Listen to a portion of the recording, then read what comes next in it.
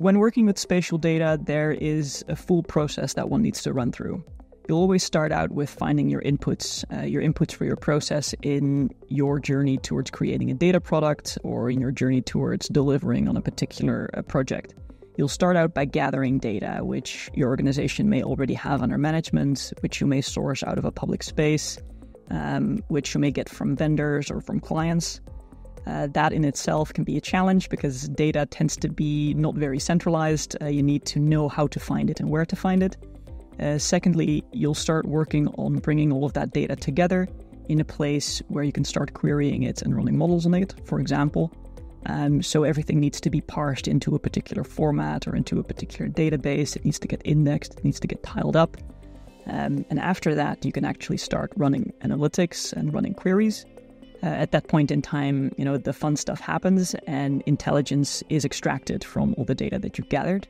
After that's done, that intelligence needs to go somewhere. It needs to flow into your downstream. So perhaps it needs to render into a dashboard. Perhaps it needs to go into an application. Perhaps it should just become a paper PDF report.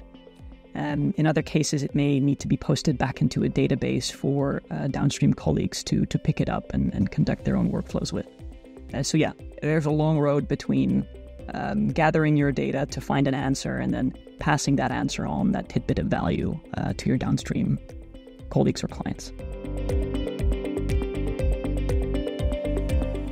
There's a lot of opportunity cost related to the way the industry extracts value from spatial data today.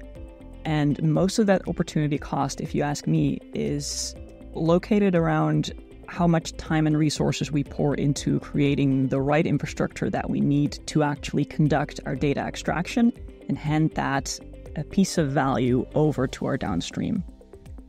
Building that infrastructure takes a lot of time, the majority of our time, and then the painful thing is that that work doesn't translate properly to the next product or the next project or the next piece of data that we want to be creating for all sorts of reasons. Maybe because our input data changes, perhaps because our downstream requirements change, perhaps because my method of analysis changes. So the frustrating thing is that the ad hoc infrastructure that gets built isn't sufficiently flexible, scalable, or indeed interoperable enough to translate from case to case. That's where a lot of time is being wasted, and that's a painful opportunity cost in my opinion. So is there an easy fix to this situation where we find ourselves building a piece of spatial data management infrastructure again and again and again for all the different products, for all the different projects, for all the different analytics that we're trying to run? The answer is yes, you can, given the right tools. If you have the right tools that you either deploy internally or make use of via external resources, it is quite easy to make sure that the infrastructure you have actually fits the bill for all the different use cases that you may be servicing, so that it actually is sufficiently flexible, scalable, and interoperable to translate across whatever suite of products or services that you're putting out there. If you don't have the right tools, it becomes very difficult. Then you have a very hairy problem on your hands, and bad times are ensued. But yeah, given the right tools, there's a solution for this, and it's a pretty easy one.